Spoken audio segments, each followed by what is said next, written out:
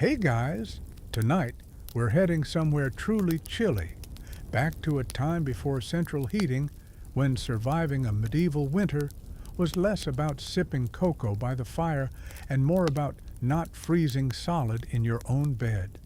Picture yourself stepping into a drafty stone house, the wind sneaking through every crack, your breath puffing into pale clouds even indoors, the kind of cold that seeps into your bones that makes every blanket feel like a polite suggestion rather than actual warmth.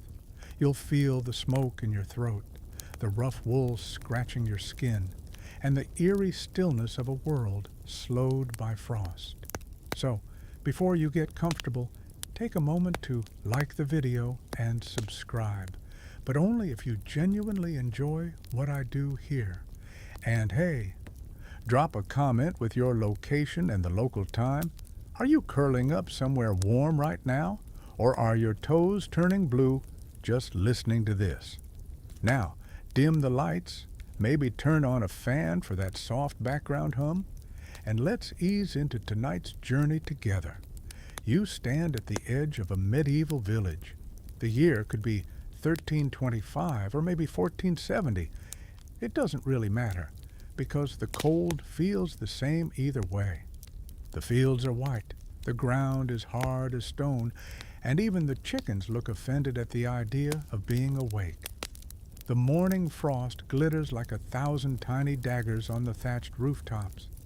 You can see your breath drift upward, disappearing into air that smells faintly of wood smoke and manure. You tug your cloak tighter, though it's thin, more decorative than useful, and realize winter has only just begun. You trudge toward your cottage, if cottage is the right word for what's essentially a one-room box made of wattle and daub. The door creaks, a single plank hanging on uneven hinges. Inside, the air is still and frigid, your exhale forming little clouds as you breathe.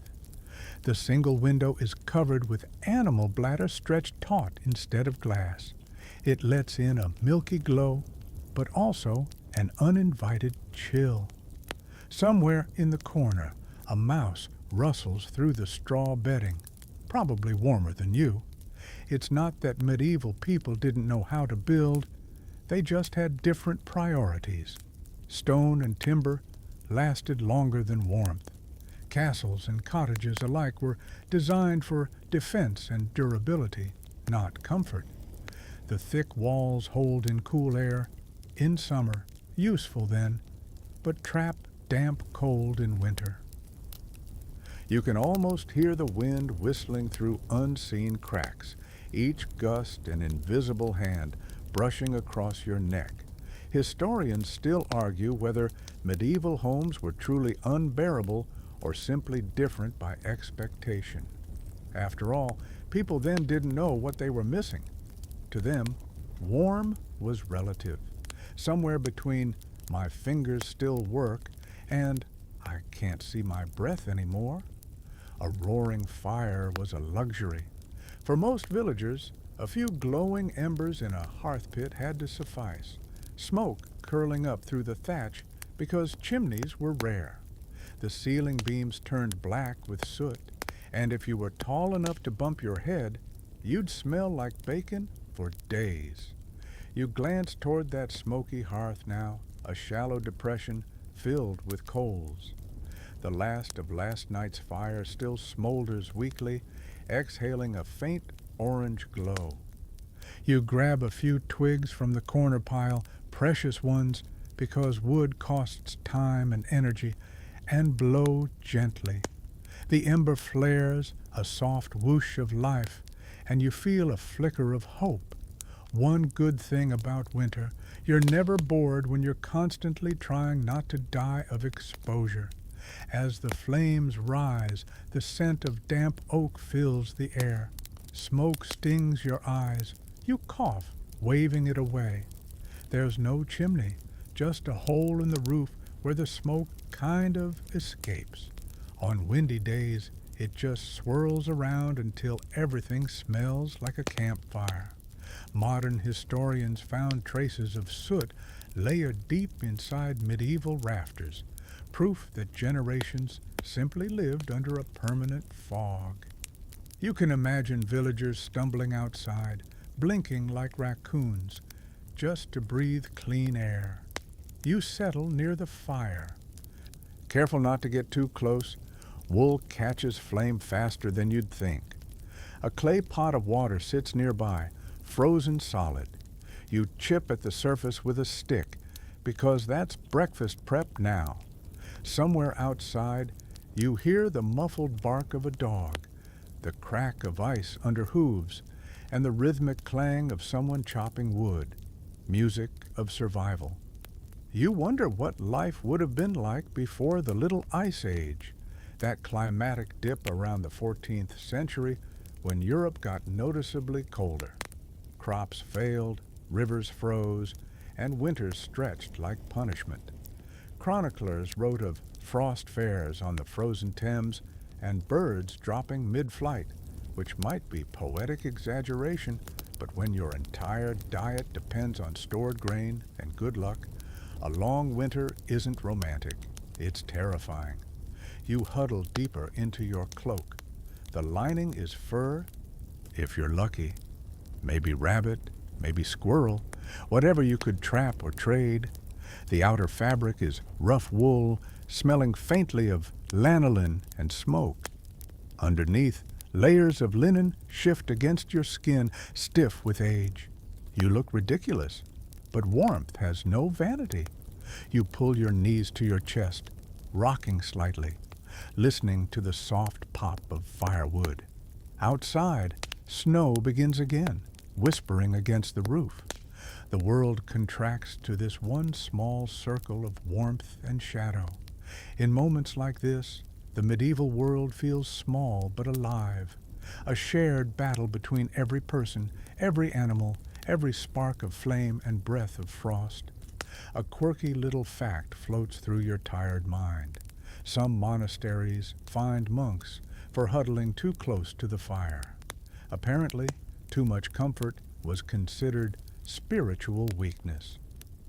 You chuckle quietly, easy for someone in charge of the fire schedule to say. You imagine the monks at prayer, breath clouding in front of their faces, muttering Latin through chattering teeth. Maybe holiness feels warmer in theory. You stand, stretch, and feel your joints creak like old timbers. It's not even mid-morning, but the cold has a way of slowing time. You look toward the doorway. Light spills weakly across the floorboards, glinting off the frost that's crept in overnight. You can almost hear it crackle, like sugar underfoot. Survival in this world isn't just about endurance. It's about rhythm, fire, feed, patch, sleep. Every day, the same loop, with small victories like a dry log or an unbroken pot, feeling monumental. You step outside again, boots crunching on packed snow, and watch your breath mingle with the morning mist. Somewhere beyond the fields, the forest waits, a maze of silence and frozen branches. You'll need to go there later, when the sun climbs higher, to scavenge wood or set traps.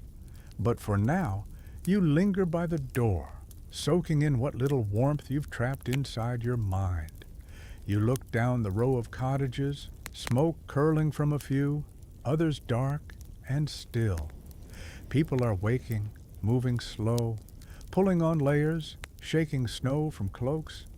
There's a sense of quiet camaraderie in the shared shivering, like everyone silently agreeing that, yes, this is miserable, but we'll get through it. You smile faintly, teeth chattering. Somewhere inside that smile is the realization that humans have always adapted, always found ways to keep the cold at bay, even when the best technology available was a damp log and a prayer. And so, as frost thickens and daylight struggles to stay, you take your first steps into the long winter ahead. You wake with the first light, or maybe it's just the dim grayness that passes for morning in winter. The fire has died to ash again, a sullen heap of blackened coals. Your breath clouds in the air above your face. The blanket, scratchy wool patched so many times it could probably stand upright on its own, has slipped to the floor. The cold seizes its chance, rushing in to greet you like an overenthusiastic acquaintance. You sit up, clutching the blanket around your shoulders, and realize that the hardest part of any medieval morning isn't the hunger or the chores. It's convincing yourself to leave even the faintest hint of warmth behind. You might as well be crawling out of a cocoon into a freezer. Still, you do it, because that's what survival demands. You begin to dress one layer at a time. In the medieval world, warmth comes from your wardrobe as much as your hearth. There's no pajamas to park a transformation. You simply pile on whatever you own until you resemble a woolen onion. First, the linen chemise, lightweight but vital, because it's the only thing that touches your skin and, theoretically, can be washed more often. Theoretically. You pull it over your head, grimacing at the cold fabric. Next comes the tunic, thick wool, coarse enough to exfoliate you as you move. The sleeves scratch your wrists, but that's better than frostbite. You tug on hose, tight woolen leggings that itch like crazy but trap heat well, and fasten them with a cord. Over that, another tunic, this one longer, maybe hand-me-down or patched from something older. Then a cloak or mantle, heavy and unevenly dyed, clasped with a pin that always seems to come undone at the worst moment.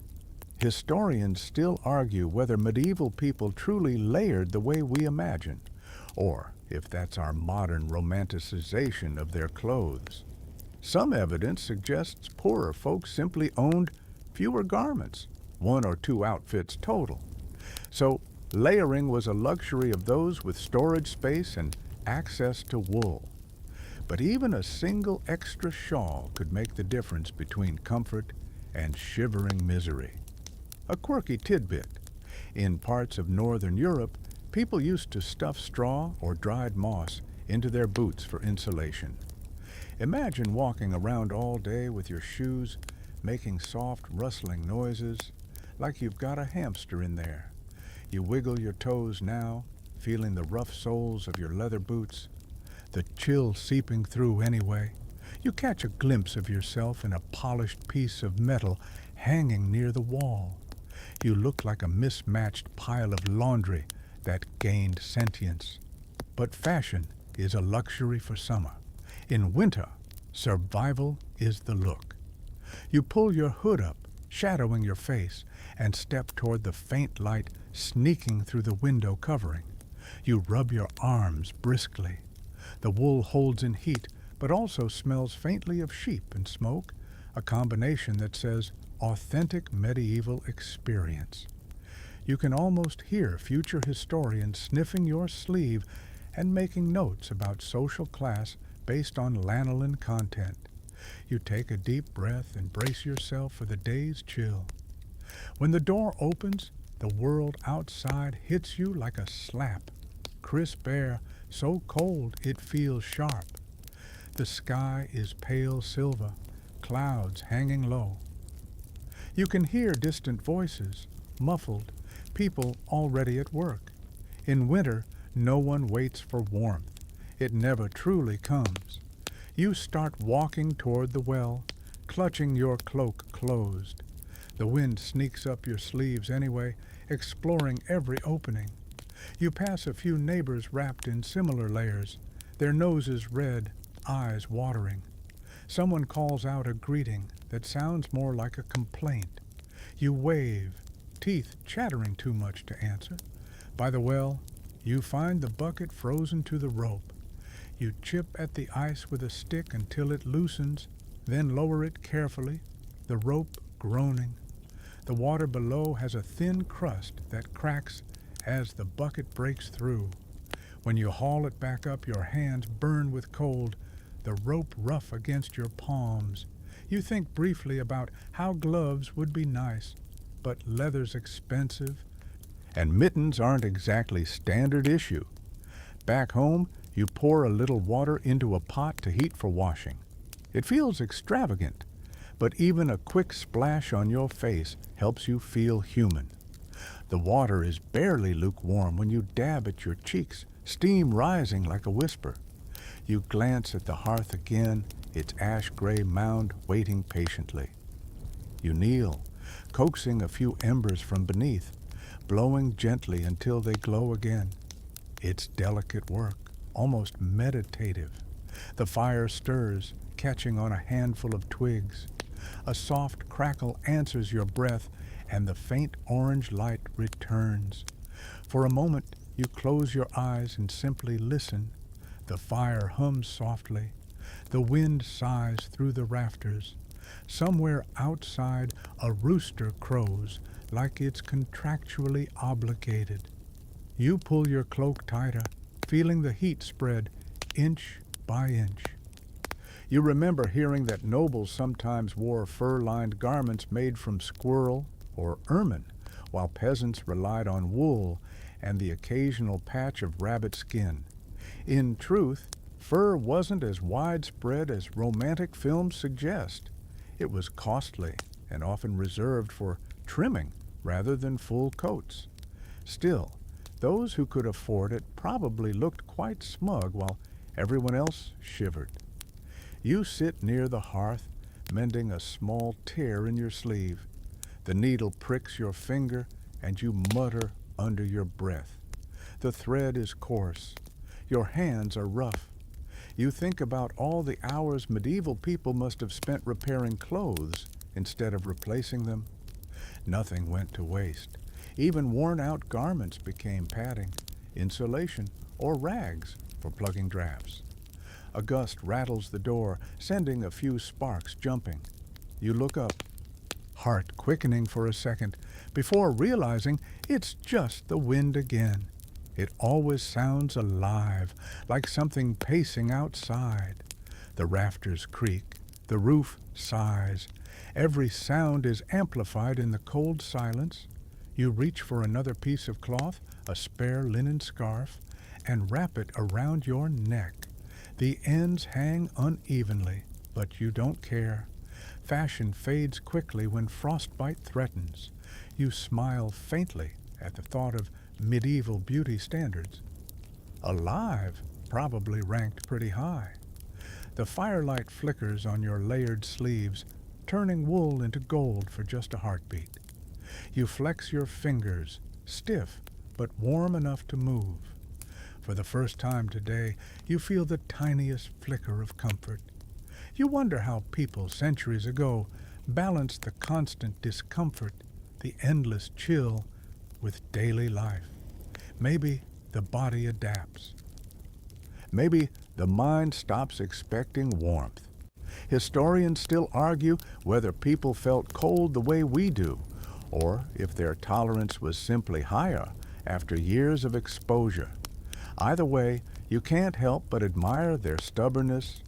Outside, the wind shifts, and the faint smell of smoke drifts through the cracks. Somewhere nearby, another fire catches, another family layering up, another day of cold endurance.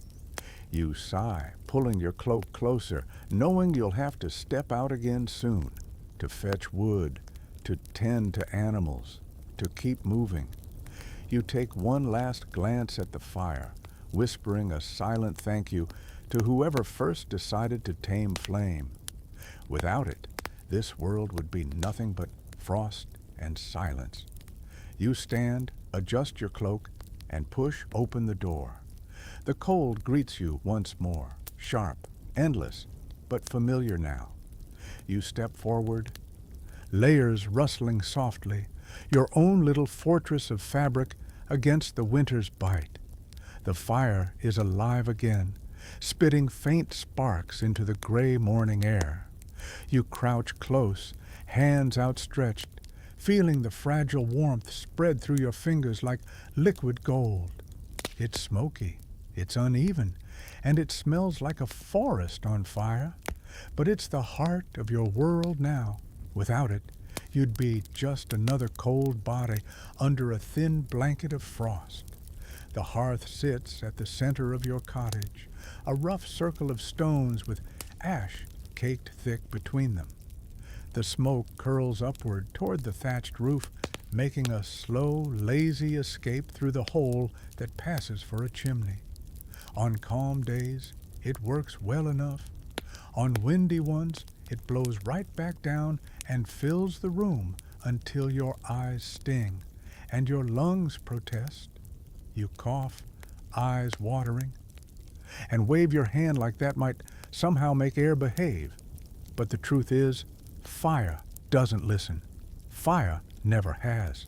You toss another stick onto the flames and watch as it catches. Orange tongues licking upward, the wood crackling like whispered laughter. This fire isn't just for warmth. It's for light, cooking, comfort, and sometimes survival in the purest sense. You can almost hear the collective sigh of every medieval villager who ever crouched beside one, grateful for a few hours of smoky, imperfect heat. You poke at the coals with a blackened stick, the same way you did yesterday and will again tomorrow. In the medieval world, tending the hearth is both chore and art. Fires must be fed slowly, evenly. A single gust can smother it. A careless ember can burn the house down. And with homes made of wood, straw, and hope, you learn to respect that thin line between warmth and destruction. Historians still argue whether medieval houses were perpetually smoky or just seasonally unbearable. Some say people simply got used to it, their lungs toughened by years of exposure. Others suggest that upper vents and smoke holes work surprisingly well. Judging by your current watering eyes, you're inclined to side with unbearable. Still, there's something hypnotic about it. The hiss, the glow, the way the light dances across the rough stone walls.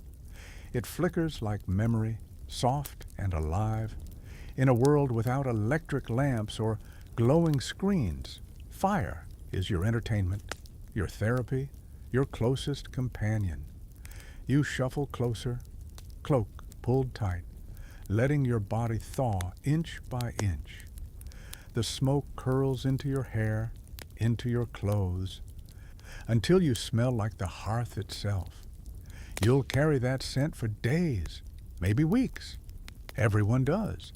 It's the medieval version of a communal brand. A quirky historical tidbit drifts into your mind. In some northern villages, families actually built smoke lofts above their fires, small platforms where meat hung curing, and sometimes people slept to escape rats and dampness. Imagine drifting off to sleep in a haze of wood smoke and bacon. Cozy in theory, except for the whole breathing carbon monoxide part. You look at your own humble fire and wonder how many meals it's seen. The blackened pot hanging from its iron hook sways slightly as the flames rise. You lean closer, stirring the water inside with a stick. Soon it'll boil. Your signal to toss in whatever you scrounged yesterday.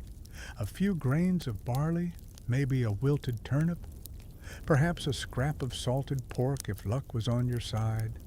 The sound of bubbling water mingles with the soft hum of firewood. It's oddly soothing. You think about how the hearth isn't just for cooking, it's for gathering. Families and neighbors draw near, sharing warmth and gossip in equal measure. Fire turns strangers into companions, if only for the duration of a shared stew. There's a rhythm to this life. Feed the fire, feed yourself, repeat. Each act depends on the other. And in the quiet between chores, you find yourself listening to the tiny sounds that fill the house. The crackle of burning oak, the faint whistle of wind squeezing through cracks, the distant bark of dogs. It's like an orchestra of survival. You take a deep breath, smoke tickling your throat. The taste of it clings to your tongue, bitter, earthy, strangely familiar. You wonder if anyone in this era ever thought it unpleasant. Probably not. When everything smells like smoke, the concept of fresh air is almost mythical. In wealthier homes, chimneys have begun to appear, actual brick shafts that carry the smoke away efficiently. It's a revolutionary idea, though slow to spread. For now, most people live as you do, in a semi-permanent haze. You wipe soot from your nose and grin wryly. At least you're historically accurate. You shift your seat on the low wooden stool, feeling the rough surface against your legs. The firelight paints your hands gold, your shadow long against the wall. You think about how entire medieval days revolved around this circle of heat. Without fire, water froze, food spoiled, and the night became an endless void. Outside, snow begins to fall again, flakes sliding through the smoke hole like shy visitors. You watch them drift down, melting before they touch the flames. The light flickers higher, casting wild shapes across the walls, shadows that look like moving figures, stories flickering to life. You remember hearing that some medieval homes had central hearths with no chimney at all, so the smoke rose up through the thatch, coating it in soot. Oddly enough, that soot helped waterproof the roof, making it last longer. So, yes, the ceiling might drip tar and smell terrible, but technically it was maintenance. Humans have always been resourceful, if nothing else. You poke the fire again and smile faintly at the irony. The same element that gives warmth also blackens everything you own. Your hands, your walls, your lungs, all marked by survival. The day stretches quietly around you. You can't tell time easily without clocks, but you know by instinct when the light shifts. The fire dims slightly as you ease back, eyes half-lidded. The steady flicker makes you drowsy. You wonder how many winter nights were spent just staring into flames, thoughts drifting like sparks up the chimney hole.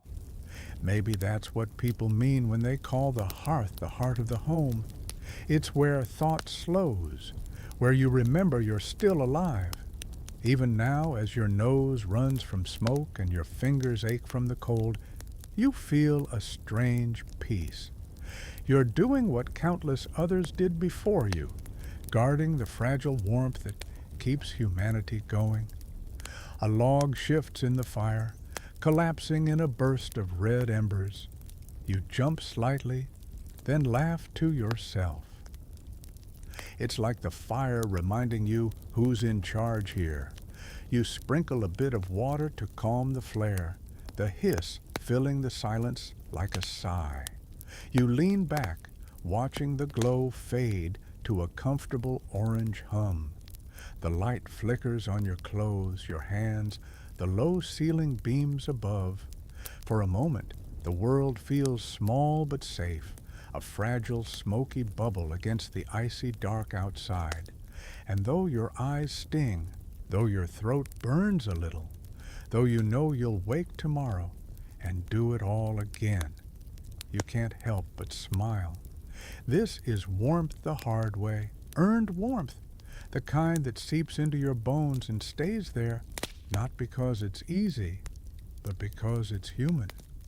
The fire hums quietly behind you as the sky outside sinks toward evening. You can feel the cold pressing closer, sliding under the door, creeping between the cracks of the walls like a curious ghost. The smoke has thinned, the air settling into its usual mix of damp, soot, and something faintly animal. You glance toward your straw mattress in the corner, your nightly battlefield between comfort and discomfort, and sigh. You're not sleeping alone tonight. You shuffle across the floorboards, your boots scuffing softly, and look down at the bed. It's a humble thing, a rough wooden frame stuffed with straw, topped with a blanket that's been patched more times than you can count. The straw smells faintly sweet, but also earthy and old. Every movement makes it rustle like dry leaves. In the medieval world, warmth is a shared experience. Privacy is a modern luxury, but heat, that's communal. The family sleeps together side by side, bodies pressed close for warmth. If you're lucky, you get a blanket or two. If you're not, you get whoever's nearest. And in the poorer cottages, nearest might include a goat or two. You smile wryly as you rearrange the straw, shaking out a few twigs. Somewhere in the shadows, a chicken clucks sleepily, offended at your intrusion. You mutter an apology. It's her house, too, technically. People and livestock often shared space in winter. The animals' body heat helped warm the room, and their breath added moisture to the air. Cozy in theory, but less so when the pig starts snoring louder than you. Historians still argue whether this arrangement was purely practical or also symbolic, a reminder of how closely humans and animals coexisted in pre-modern life. Either way, tonight, you're grateful for the company. Even the rhythmic snort of the cow in the adjoining stall feels oddly comforting. You slip off your cloak, lay it across the straw, and sit carefully, trying not to stir up dust. The straw crackles like fire under you. You stretch your legs out, toes brushing the wooden frame, and pull the blanket over your lap. It smells faintly of smoke and lanolin. Basically, everything in your life right now smells like smoke and lanolin. You can hear the faint sounds of the village outside. Someone chopping wood, another door slamming shut against the cold, a dog barking once, twice, then falling silent. The night is settling in. You lie back, feeling the straw poke your shoulders, and listen to the slow symphony of shared breathing. It's funny in a way, how people then didn't think of it as uncomfortable. To them, this was normal. The idea of a bed big enough for one person alone would have seemed strange, even indulgent. Sleeping together wasn't intimate in the romantic sense. It was tactical. It meant surviving till morning. You roll onto your side, careful not to elbow your imaginary bedmates. The blanket shifts, and a thin draft sneaks in, finding your neck with uncanny precision. You tug the wool up to your chin.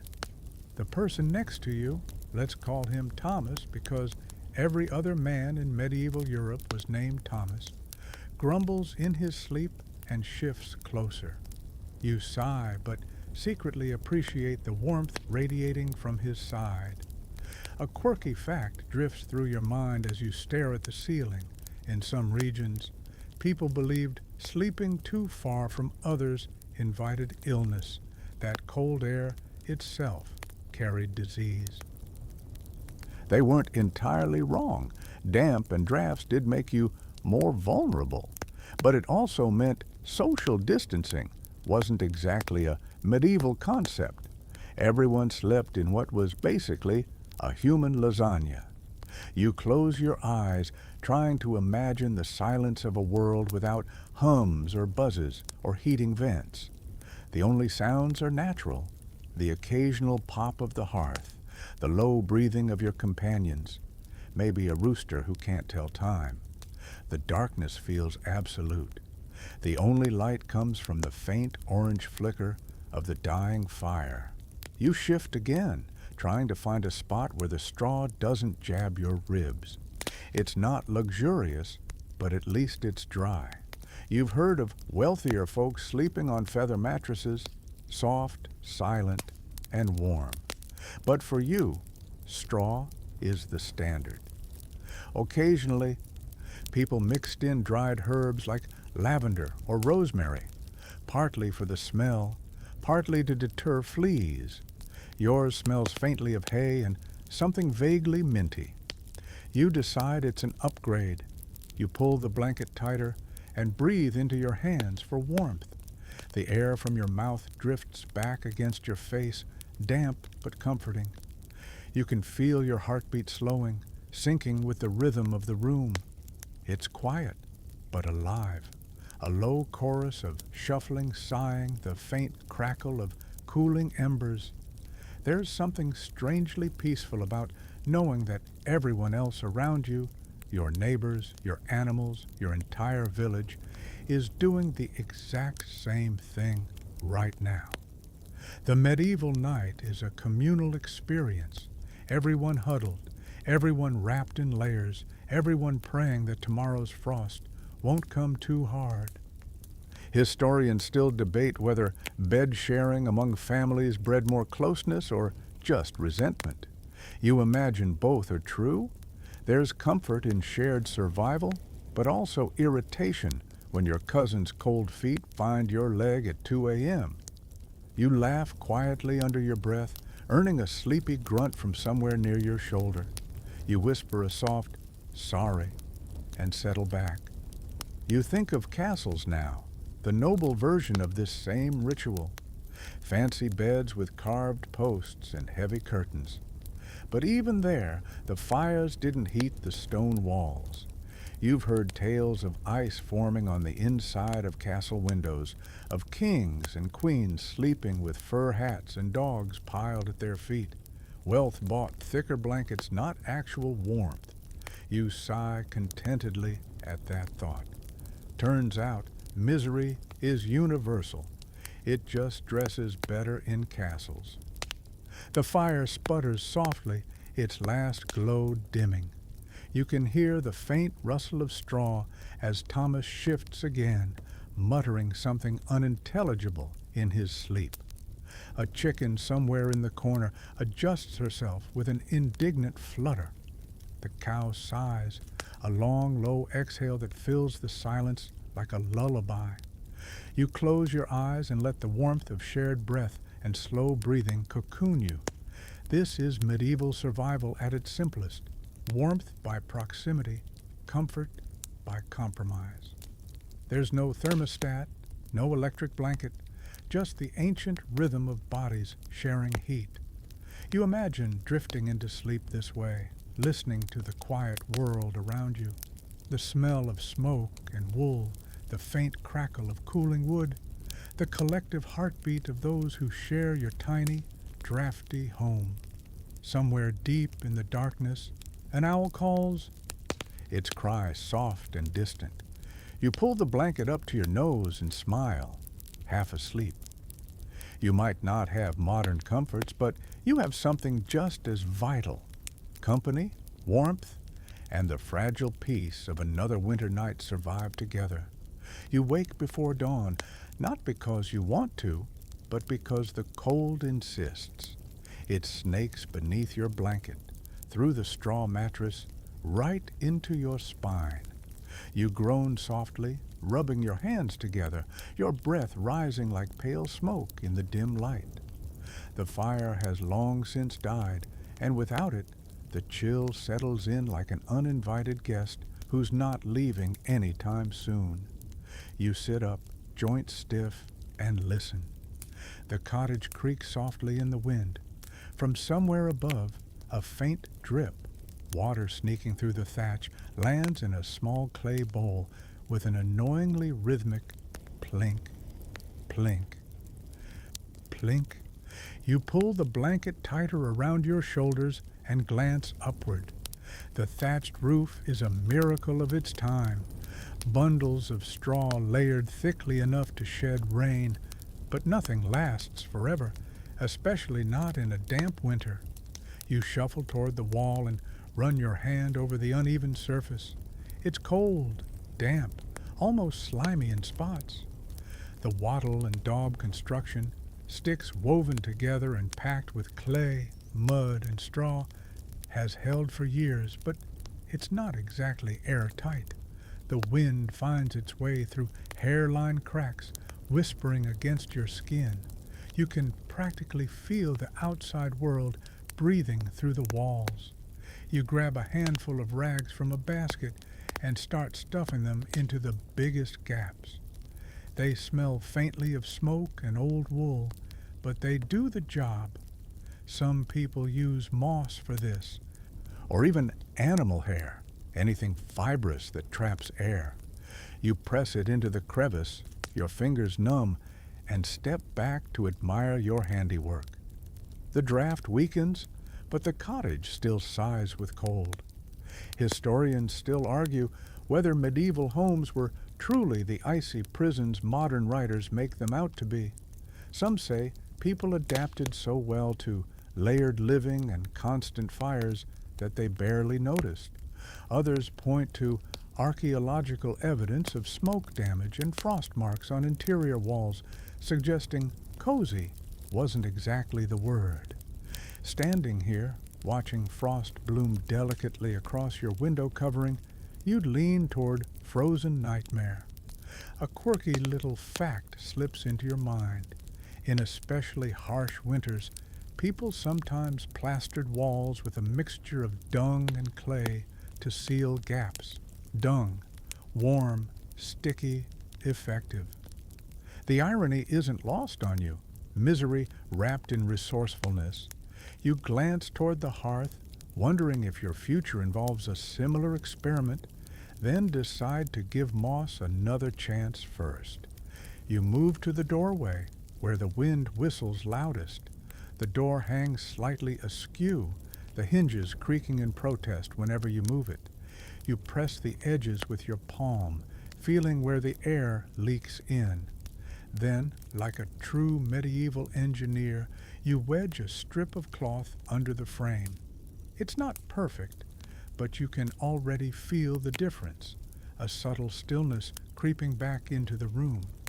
You stand there a moment, breathing in the scent of damp earth and wood smoke.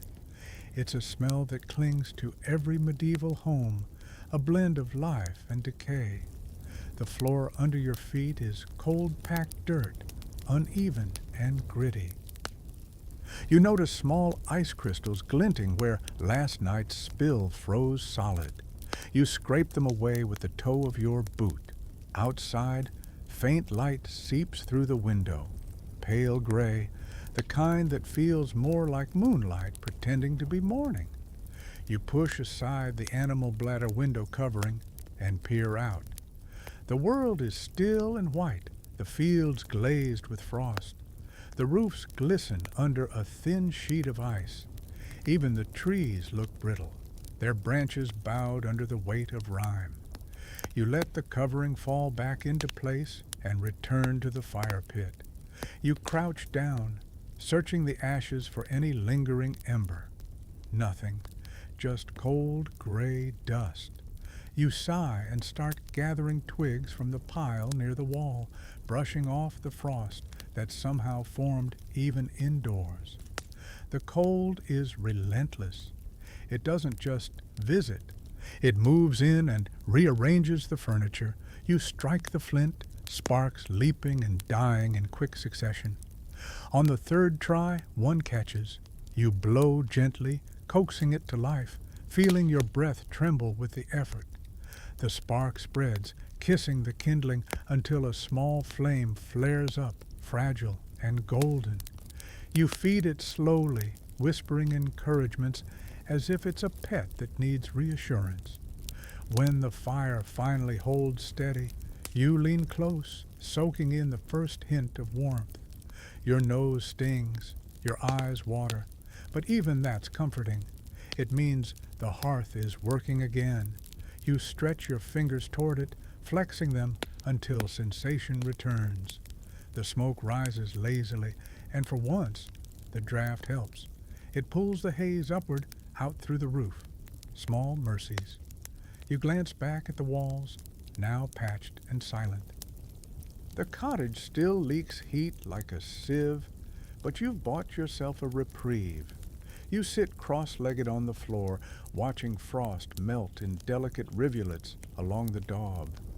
The droplets slide down like tiny silver threads, pooling on the dirt floor before disappearing. There's something mesmerizing about it, a small reminder that warmth still wins, even if it takes its time. The ceiling creaks above you. Somewhere, a drop of melted ice falls straight onto your forehead. You flinch, mutter a curse that would probably earn you 3 Hail Marys, and wipe your brow. That's the problem with thatch. It breathes, it insulates, but it also leaks. You think briefly about nobles with tiled roofs and proper chimneys, then remember they spent their winters shivering in castles built like refrigerators. Somehow, that thought cheers you. The wind howls outside, shaking the shutters. You wrap your cloak tighter and inch closer to the fire. You can feel the heat radiating unevenly, one side of your face warm, while the other remains cold. It's like living between 2 worlds, comfort and struggle, side by side. You lean back, letting your head rest against the rough wall. The patched rags hold, for now. You can still hear faint whistling from some corner, but you choose to ignore it. There's only so much one person can do before breakfast. Speaking of breakfast, your stomach growls softly. You glance toward the pot near the hearth. Last night's stew thickened into something unidentifiable. You poke at it with a stick, shrug, and decide that hunger trumps hesitation. A quick reheat over the flames, and you'll have something warm in your belly. As the fire hums and the scent of old vegetables fills the room, you allow yourself a small smile. You've conquered the drafts, at least for now. The medieval world might be full of cold, damp, and dripping misery, but it also rewards persistence. You've turned your fragile hut into a fortress of sorts. Outside, the wind shifts again, carrying the faint sound of distant bells. You picture your neighbors doing the same things, patching walls, lighting fires, muttering at leaks, everyone fighting the same invisible enemy. You sip from your clay mug, warm broth sliding down your throat, and exhale slowly. The cottage feels less hostile now, less like an enemy, and more like a weary companion.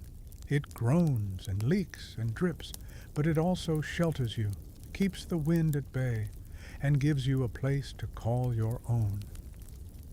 You glance toward the ceiling once more.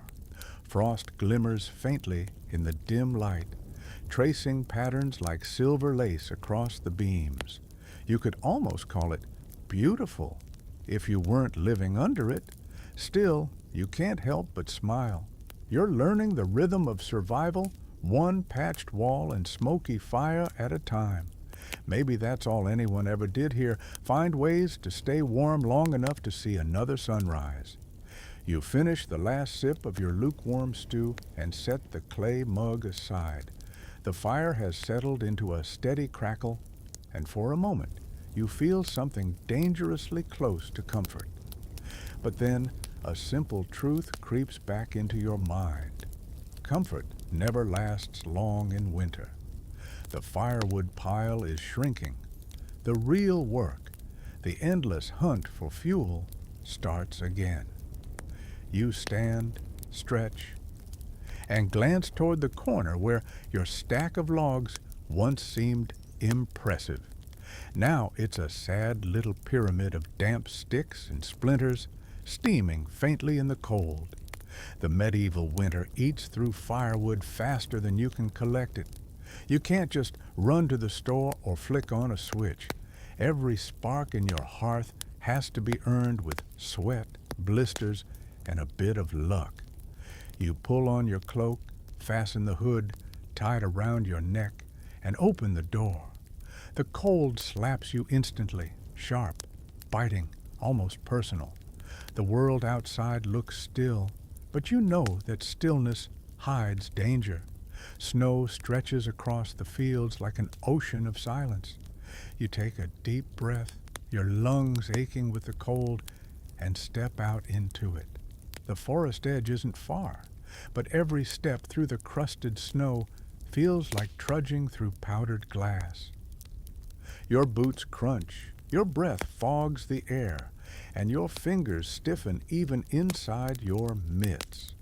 The trees stand like dark spires ahead, their bare branches clattering softly in the wind. Somewhere, a crow calls, the sound echoing through the white emptiness. You reach the first tree and set down your bundle rope. Wood cutting in this weather isn't just tiring, it's dangerous. Axes slip, trees crack unpredictably, and fingers numb too fast to notice. You take a cautious swing at a fallen limb, the blade biting into frozen bark with a satisfying thunk. The vibrations travel up your arms, making your teeth chatter. You swing again. Historians still argue whether medieval villagers truly ran out of wood as often as some records claim, or if that's an exaggeration from moralizing chroniclers who like to complain about peasants cutting down sacred trees. Either way, fuel was precious. Entire economies revolved around it. Charcoal burners, wood gatherers, peat cutters.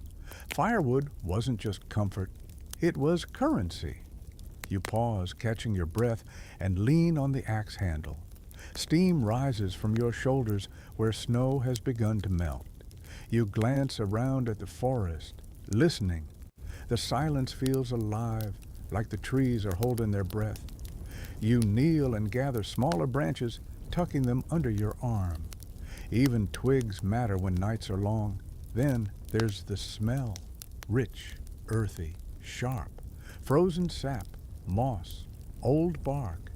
You inhale deeply, feeling it fill your chest. It's grounding, this ritual of collecting fuel. You can almost imagine your ancestors doing the same thing centuries before you. The same crunch of snow, the same ache in the fingers. Survival, repeated generation after generation, until it becomes instinct. You gather what you can carry, tying the bundle with your rope. The weight digs into your shoulder as you start back toward the cottage. The wind picks up, howling through the trees, carrying flakes of snow that sting your face. You squint against it, pressing on. Each step feels heavier, the cold clinging to your cloak like a second skin. By the time you reach home, your muscles are trembling from the effort. You kick the door shut behind you, drop the bundle near the hearth, and slump against the wall. The warmth from the fire reaches for you like an old friend, and you close your eyes, just breathing it in. Smoke, wood, sweat. It all blends together into something that feels alive. You untie the bundle and begin sorting the wood. Some pieces are dry enough for burning tonight. Others will need to rest near the fire to thaw and dry. You arrange them carefully, dry logs on one side, damp twigs on the other. It's a strange sort of inventory, but every medieval home keeps one. Firewood isn't just fuel, it's a lifeline measured in handfuls. A quirky tidbit drifts into your thoughts. In parts of Scandinavia and northern England, people sometimes burned dried animal dung when wood was scarce. Peat, too, cut from the bogs and left to harden in the sun, burned long and steady, though it filled the air with a smell that no candle could hide. You look at your small pile of logs and wonder how bad it has to get before dung starts sounding appealing. You take one of the smaller branches and toss it into the flames. It crackles loudly, sparks dancing upward. The sound is comforting, almost cheerful, like laughter in an empty room. You crouch beside the hearth, warming your hands. The skin on your knuckles is cracked and red, but you don't mind. The ache means you're still alive. You think of the wealthier folk again, those who could afford servants to gather wood or stack peat. Their great halls might have larger fires, but They also had cavernous ceilings that swallowed heat before it reached the people below. You've heard that in some castles. Frost formed on the walls inside the bedchambers. You grin faintly. Rich or poor, the cold doesn't care. It finds everyone eventually. Outside, the wind rattles the shutters. You glance toward the window, watching the faint glow of daylight fade into gray. Soon it'll be evening again, and with it, the familiar rhythm of tending, feeding, guarding the fire. You pull another log from the pile, turning it in your hands before placing it carefully atop the embers. The flames leap higher, their warmth licking your cheeks. You sit back, stretching your legs toward the hearth. Your body feels heavy, exhausted, but in a satisfying way. Every ache, every blister is proof of your effort. You've fed the fire. You've earned its heat. You lean your head back and close your eyes, listening to the sounds around you, the hiss of sap boiling inside the logs, the faint drip of melting ice outside, the low hum of wind circling the cottage. Together, they create a rhythm that feels ancient and familiar, a song of endurance. You think about the strange intimacy people must have had with their fuel sources. They knew every kind of wood by sound and smell. Oak for long burns, birch for quick heat, pine for fast flames, but smoky air. You imagine yourself learning these lessons the hard way, coughing through trial and error until you know them by heart. Historians still argue whether peat use was universal or regional, whether dung fires were shameful or pragmatic. But right now, none of that matters. What matters is the flame in front of you, the small, stubborn core of light against the dark. You shift closer, hands hovering just above the heat. The warmth seeps into your palms, into your arms, up your spine. You sigh, eyes fluttering half closed. For a brief moment, you forget the cold outside, the drafts in the walls, the endless labor waiting for you tomorrow. For now, there's only this, fire, breath, and the quiet victory of surviving another day in a winter that doesn't forgive weakness. And though your clothes smell like smoke, your hands ache, and your hair probably resembles singed straw, you can't help but smile. You've earned this warmth, one swing of the axe at a time. The fire burns steady now, low and glowing, the kind of heat that seeps outward instead of flashing bright. You settle next to it with the wooden spoon you carved weeks ago, staring at the pot that hangs over the flames. The water inside trembles as it warms, little bubbles clinging to the edges like shy guests at a party. It's cooking time, which in a medieval winter means one thing: turning whatever you've managed to keep from freezing or rotting into something edible and, if you're lucky, barely satisfying. You reach for your small stash of ingredients, a handful of barley, an onion that looks suspiciously older than your memory of buying it, a wedge of turnip, and a sliver of salted pork wrapped in cloth. You unwrap the pork reverently. Salt was expensive, precious, and this piece is more fat than meat, but it smells heavenly compared to everything else in your cupboard. You toss it into the pot and listen to the faint hiss as it meets the water. Cooking by the hearth isn't glamorous. It's smoky, slow, and always unpredictable. You poke the fire, adjust the pot, and lean close, feeling your face flush from the heat while your back remains icy.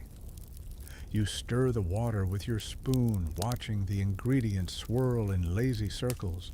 The smell begins to change, deep and savory, like home and survival rolled into one. Historians still argue whether medieval peasant food was truly as bland as records suggest, or if recipes were simply underdocumented. Spices were rare and expensive, but local herbs, parsley, thyme, sage, added some spark. You sprinkle a pinch of dried sage into your pot, pretending for a moment you're the royal cook for an invisible king. You smile, imagining the scene, velvet-clad nobles complaining their venison is overcooked while you're here celebrating a turnip stew. Still, your pot bubbles cheerfully, and the scent fills the cottage, chasing away the damp. Hunger, you realize, is the best seasoning. You lean back on your stool and stretch your legs toward the fire. The warmth licks at your boots, drying the mud crusted along the soles. Outside, wind howls faintly against the shutters, but in here, the sound of simmering broth feels almost musical. A quirky tidbit pops into your mind. In some medieval kitchens, cooks deliberately left fires smoldering overnight so the next morning's breakfast could start quickly. They called it the banked fire, a bed of coals buried under ashes, ready to wake with a single breath. You glance at your own fire and grin. You've accidentally mastered the same technique by sheer laziness. You stir the pot again. Bits of barley float lazily, the broth thickening slightly. You think about how food and warmth are inseparable in this world. The hearth isn't just for heat, it's the center of existence. Meals, stories, repairs, prayers, they all orbit around this single glowing pit. You dip the spoon in, blow gently, and take a sip. It's salty, earthy, maybe a bit too smoky, but it's hot. The warmth spreads through your chest, soothing the ache in your muscles. You can almost feel your body sigh in relief. Cooking, you realize, is an act of defiance against the cold. Every spoonful says, "You don't win. Not tonight." The cold can rattle your windows and freeze your water, but it can't take the taste of something warm sliding down your throat. You add another stick to the fire, watching sparks jump and vanish into the smoky air. The light flickers against the wall, illuminating your patched clothes, your tired hands. It's not much of a life, but it's a life built by your own effort. You pause, spoon halfway to your mouth, as a faint scraping sound comes from above. For a moment, you think it's the wind again. Then, another soft plop lands near your shoulder.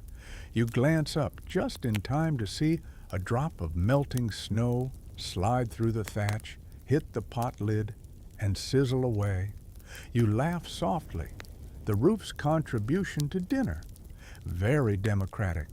You take another sip of stew and savor it slowly. It tastes like smoke and determination. You picture other families across the village doing the same thing.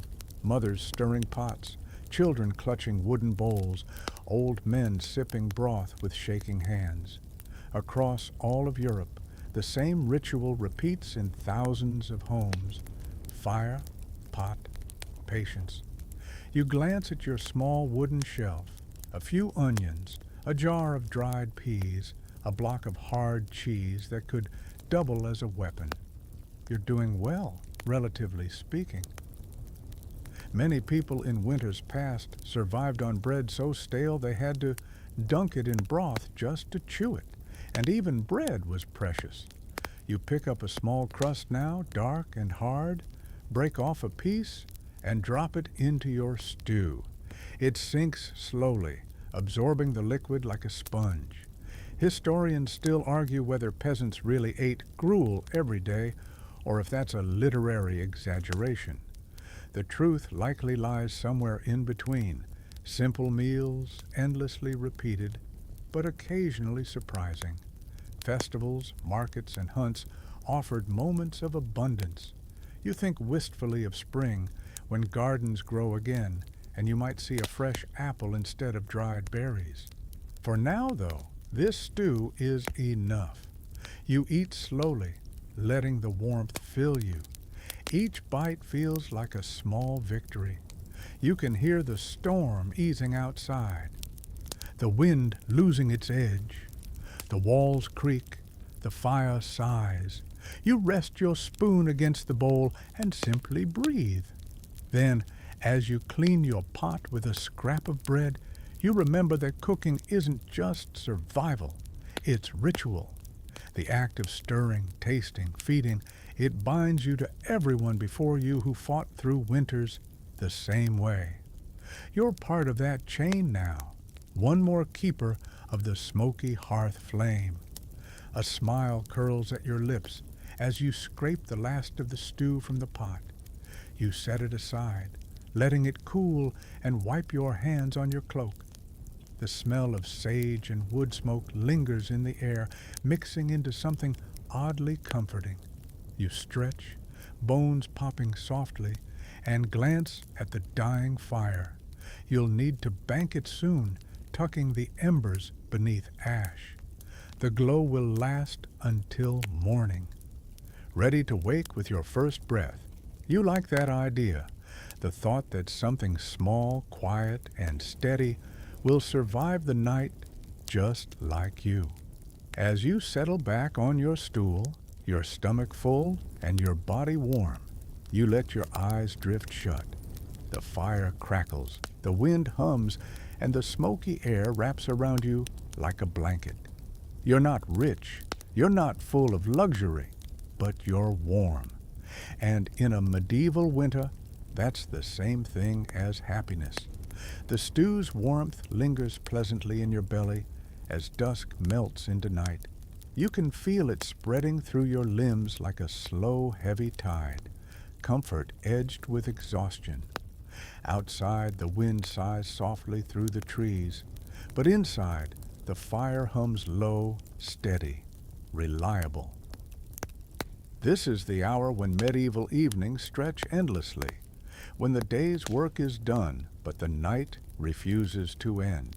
You shift your stool closer to the hearth, the wood creaking beneath you. Shadows flicker across the walls, turning the soot stains into moving shapes. You glance toward the narrow window, its covering trembling faintly in the wind. There's no moon tonight, just a thick, quiet darkness pressing close to the glass. You exhale slowly, your breath joining the smoke that drifts lazily toward the roof hole. Nights like this are for waiting, for thinking, for talking, if anyone else is awake. You imagine your family or neighbors around their own fires, doing the same, telling stories, patching clothes, whispering prayers. The world may be asleep, but human voices keep flickering, soft and low, just like the flames that feed them. You pick up a length of wool you've been mending, a tunic sleeve that's fraying at the elbow, and thread your needle. The dim light makes it tricky. You squint, holding it close to the fire's glow. The smoke burns your eyes, but you keep sewing small, steady stitches. The rhythm of it soothes you. Each pass of the needle feels like progress, however small. Historians still argue whether peasants truly had leisure time or if evenings were simply more work under softer lighting. You suppose both could be true? There's peace in these quiet hours, but it's the kind of peace that comes only after exhaustion. Your body aches, your fingers are stiff, and the smoke scratches your throat, but the silence is a gift all the same. A spark jumps from the hearth, landing near your foot. You brush it away, amused. Not tonight, you mutter softly. The fire crackles like it's laughing with you. You glance toward the doorway, imagining the world beyond it. The snow outside must glitter faintly under the stars now, the fields a frozen sea. The village sleeps under layers of frost and silence. Somewhere, a dog barks once and then settles again. A quirky tidbit floats into your mind, something you once overheard at market. In some northern villages, people told stories that firelight itself carried spirits, that shadows in the smoke were ancestors listening in. You study the dancing shapes on the wall, and for a heartbeat, you can almost believe it. Maybe those who came before are here, nodding quietly, proud of how well you've patched the drafty wall. You laugh softly to yourself. Sleep deprivation does that. It turns flickering light into ghosts and creaking wood into whispers. Still, it's a comforting thought. The dead are quiet company. The needle slips. You prick your finger. You suck in a breath, then chuckle under it. 3 drops for good luck, you murmur, pressing your thumb against the spot. The tiny sting feels grounding. You return to your sewing. You imagine what other households are doing right now. In one, a father tells his children stories of brave knights and holy relics. In another, a mother sings softly as she mends a torn cloak. Down the road, someone strums a lute, filling the darkness with a thin, gentle melody. Life continues in fragments, stitched together by firelight. You pause to rest your hands, listening to the sounds of your cottage. The wind has died down, replaced by the faint creak of rafters adjusting to the cold. The fire pops again. You can almost hear the heartbeat of the place, slow, steady, alive. You reach for a candle stub sitting beside you. It's small, barely 2 inches tall, the wick bent sideways. Candles are a luxury. Most nights you make do with the hearth's light. But tonight you decide you've earned it. You strike flint, and a weak spark flares into life. The candle catches, flickering bravely, its scent faintly tallow and smoke. You set it beside you, its glow soft but steady. You lean back, needle forgotten, and let your gaze drift across the room. The shadows seem gentler now, less like shapes creeping and more like fabric folding softly around you. The air feels thicker, slower. You can almost taste the quiet. Smoke, wool, faint stew, and the metallic tang of the cold. Historians still argue whether medieval people went to bed early out of necessity or boredom. Without electric light, darkness ruled. But you can't help thinking there's beauty in that surrender. The way people accepted the rhythm of the earth, sleeping when the sun said so, waking with the light. The night was long, yes, but it was also full of imagination. You pick up your needle again, but don't use it. Instead, you let your mind wander. What would it be like to live in a time where silence was normal, where the loudest sound was wind over the roof, or the soft murmur of someone nearby, breathing in their sleep? You smile faintly at the thought. Modern noise would be shocking here. Engines, alarms, endless hums. Back now, the only hum is your own heartbeat, steady as the fire's breath.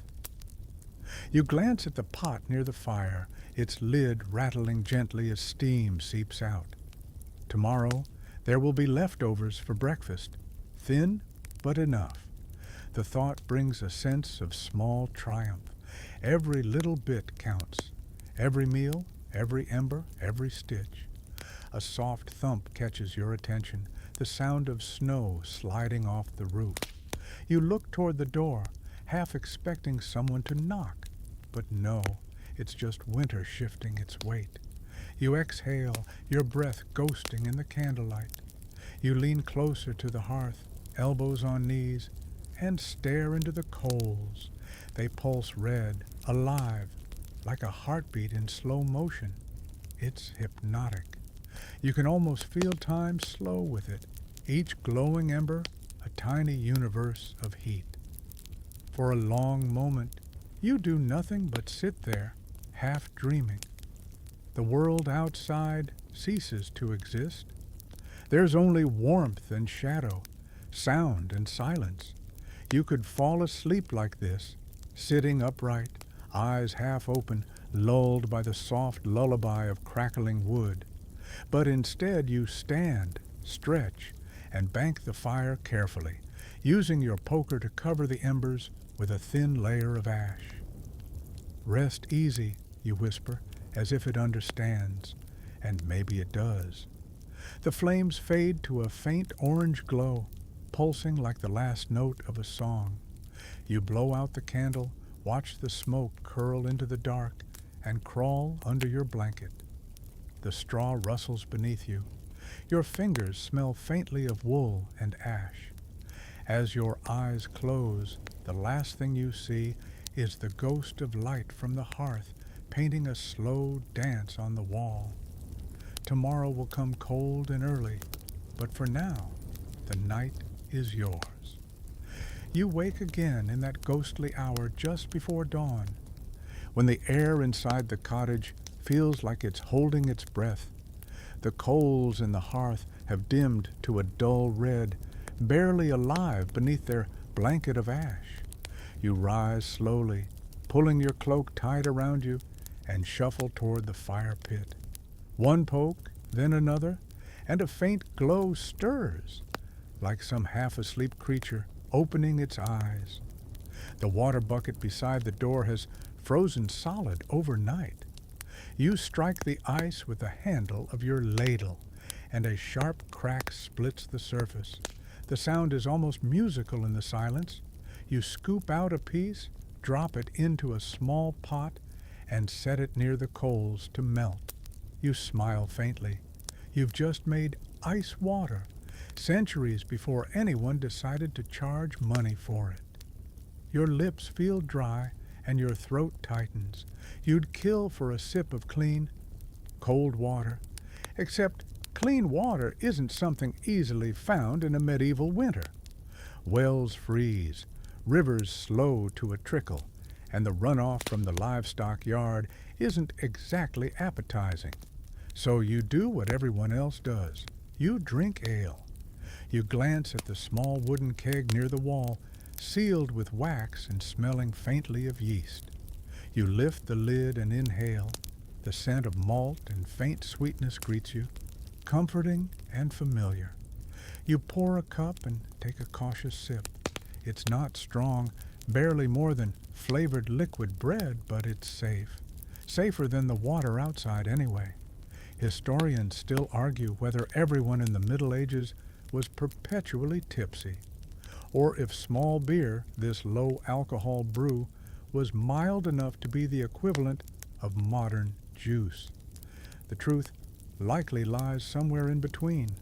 It's too weak to make you drunk, but strong enough to kill the bacteria that make rivers a death sentence. And besides, it warms you from the inside in a way water never could.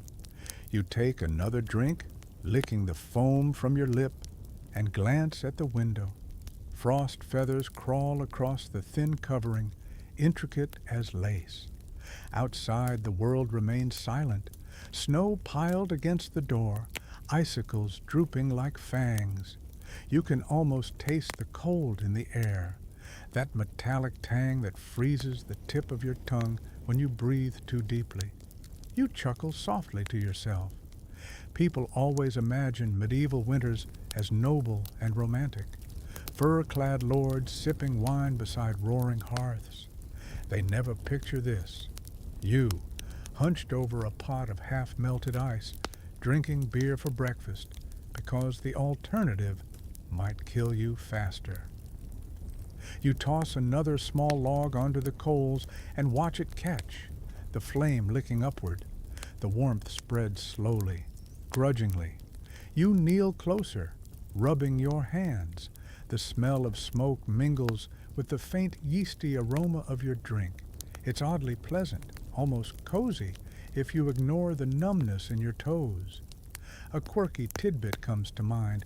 In northern villages, people sometimes heated stones in the fire and dropped them into mugs of ale to make hot beer. You stare into your cup, imagining the sizzle, the hiss, the bubbling steam. Maybe you'll try it later, assuming you don't mind a hint of soot in your breakfast. You reach for the leftover stew pot, still sitting near the hearth. The broth has thickened overnight. its surface dull and gelatinous. You wrinkle your nose, then scrape it into the fire to heat. The smell soon fills the cottage again, earthy, smoky, faintly sour, but inviting. You dunk a chunk of bread into it, softening it in the heat, and take a bite. The bread crumbles, warm against your tongue. The beer washes it down easily. The day outside slowly brightens. A pale light seeps through the window, turning frost into silver veins. You can hear faint noises now, someone calling to their animals, the creak of a cartwheel, the muffled sound of hooves on snow. Life is stirring again, even in this frozen world. You step outside for a moment, mug in hand, and feel the cold slap you awake. Your breath fogs instantly. The snow crunches beneath your boots, crisp and dry. The air smells clean here, like pine and smoke, and something faintly sweet. You take another sip of ale and sigh. Somewhere nearby, a rooster crows far too optimistically. Historians still argue whether medieval people truly enjoyed beer or simply tolerated it. You can see both sides. It's not exactly refreshing, but it's filling, warming, dependable. Water freezes, ale doesn't. And in a world that often feels uncertain, anything dependable deserves gratitude. You wander toward the well, mostly out of habit.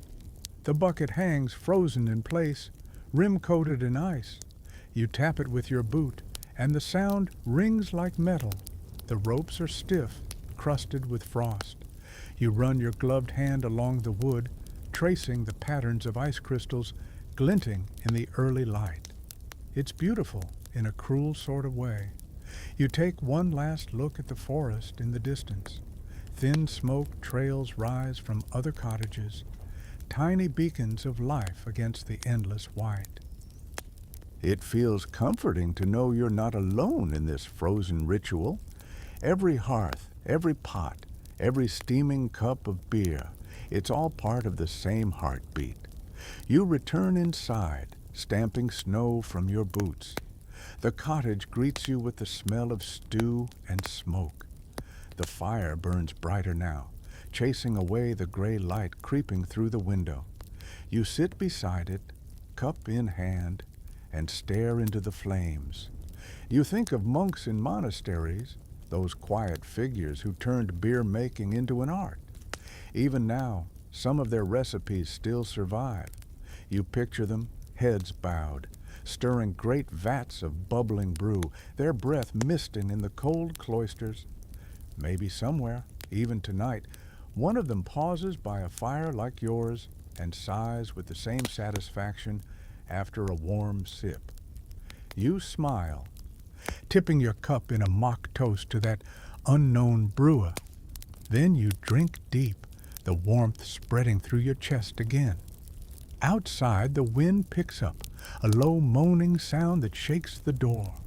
You glance at it but don't move. The ale has made you pleasantly heavy, content. The cold can wait another hour. You close your eyes, letting the warmth from the fire and the faint buzz from your drink blend together. A drip from the ceiling lands on your shoulder. You open one eye, amused. "All right, I get it," you murmur. "Back to work soon." You take another sip instead. You can almost hear the old saying now, "Good ale makes good company." In this world, it's truer than ever. When the nights are long and the water's frozen, the gentle hum of beer in your veins feels like courage, like laughter, like survival itself. You lean back against the wall, letting the fire's glow paint your eyelids orange. The storm outside can rage all at once. Inside, with a full mug and a steady flame, you've already won this small battle against the cold. You finish your cup of ale and set it near the hearth, letting the last warmth cling to your hands. Outside, the storm that howled through the night has finally quieted, leaving a brittle silence in its wake. The world feels stiff and new, as though everything, air, snow, even sound, has frozen mid-breath. You step toward the door, push it open, and a spill of cold light floods the cottage. The sky is pale blue, the kind that promises nothing except more cold. You pull your hood over your head and trudge out toward the animal shed behind the house. The snow crunches under your boots, sharp and dry. Your breath blooms in clouds before your face. You can smell the faint tang of hay and dung even before you reach the wooden door. It's not a pleasant scent, but it's oddly reassuring. It means life still stirs here. Inside, warmth hits you like a sigh. Not real heat, not like a fire's glow, but the collective breath of animals, slow, steady, and alive. The cows turn their heavy heads toward you, eyes soft and sleepy. A goat bleats softly, shifting its hooves. Steam rises from their bodies in pale ribbons that curl into the rafters. You close the door behind you and immediately feel your shoulders drop. The air is thick with the musky smell of straw and fur. You exhale, fog mingling with theirs. In the medieval world, livestock aren't just food or labor, they're living heaters. Their warmth keeps the barn from freezing, and in many cottages, people build their sleeping quarters directly beside them. It's a strange sort of companionship, but one built on necessity. You pat the nearest cow on the flank. Her hide is coarse and warm beneath your palm. She exhales, and her breath washes across your fingers like mist. You pick up a wooden pail and squat beside her to milk. The rhythm comes easily. Squeeze, release, the sound of liquid striking the bucket mixing with the soft shuffle of hooves. The milk steams in the cold air, faintly sweet. You can almost forget that the rest of the world outside this small wooden cocoon is white and lifeless. Historians still argue whether medieval peasants truly kept animals inside their living quarters or in attached barns. Archaeological evidence shows both. Some longhouses in northern Europe combined human and animal spaces under one roof, while others separated them by a single wall. But regardless of the blueprint, the relationship was intimate. Your survival depended on theirs, and theirs on you. You glance toward the goats now, mischief shining in their eyes. One of them chews on a corner of your cloak. "Oi," you mutter, tugging it free. "That's not hay." She stares at you, utterly unrepentant. You can't help but laugh softly. Goats, you think, are medieval chaos incarnate, trouble with hooves. You pour the milk into a clay jug and set it near the door to cool. It will thicken by morning, maybe even clump into something close to butter. You glance at the chickens huddled on their perch, feathers puffed out like little blankets. They eye you warily, as if suspecting you've come to steal their warmth. You shake your head. "Not today," you whisper. "You're too useful alive." A quirky tidbit pops into your mind. Some people in harsher climates used to let their livestock sleep under their houses, believing the rising heat helped warm the floorboards. You picture that now, cows lowing beneath your bed, pigs snuffling near your feet. Cozy, if you can ignore the smell. You scatter a few handfuls of grain, listening to the rhythmic pecking and soft rustle of feathers. The sound fills the barn like gentle rain. You take a moment to lean against the wall, watching them. There's a strange peace in caring for animals. It reminds you that warmth isn't just physical, it's relational. You give them food and shelter, and in return, they share their heat, their milk, their eggs. It's a quiet partnership written in steam and breath. You rub your arms, the chill still nibbling at the edges of your cloak. A cow snorts softly, and you reach out to scratch behind her ear. She leans into it, eyes half closed. For a moment, you imagine you're both just two creatures waiting out the same endless winter.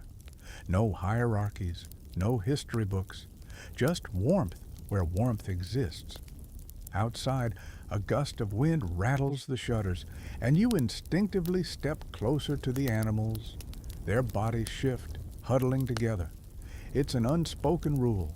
When the cold howls, everyone gathers close. You watch their breath swirl into a pale fog, merging into one big cloud that hangs in the air. Historians still debate whether the bond between humans and their beasts in winter was emotional or purely pragmatic.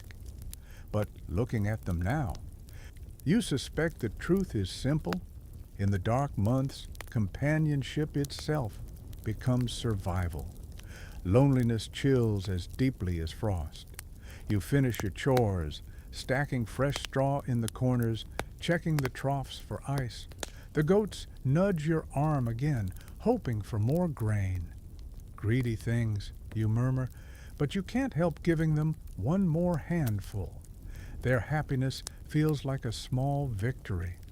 When you finally open the barn door, cold light floods back in, spilling across the floor and painting everything silver. You squint against it, stepping out reluctantly. The warmth you leave behind clings to your cloak for only a few heartbeats before the wind steals it away. Back inside your cottage, you pour yourself a mug of warm milk from the jug. It's rich, faintly sweet, still steaming. You sip slowly, letting it coat your throat.